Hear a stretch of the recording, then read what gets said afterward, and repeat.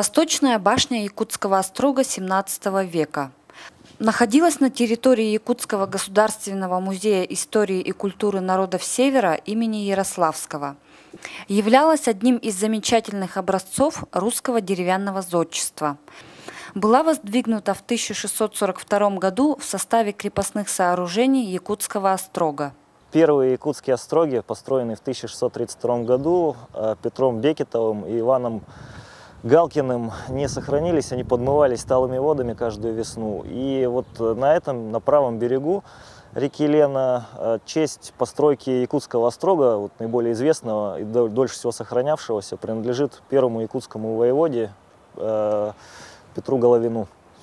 Было это в 1642 году, когда вот в районе, примерно в котором сейчас находится старый город, был построен небольшой острог.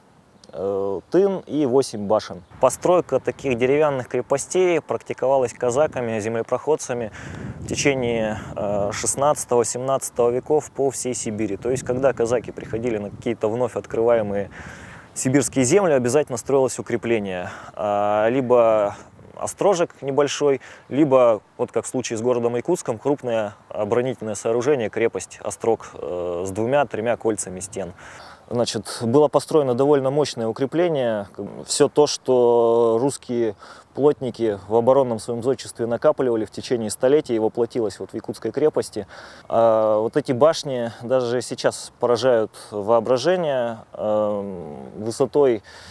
Самая высокая главная башня Якутского острога была 16 саженей, то есть, переводя на современные меры, это 30 метров примерно. Уникального архитектурного памятника, старейших построек в Якутии, на территории Якутии, ничего не осталось. В наши дни мы сейчас можем только вот на территории старого города увидеть копию вот этой вот восточной башни.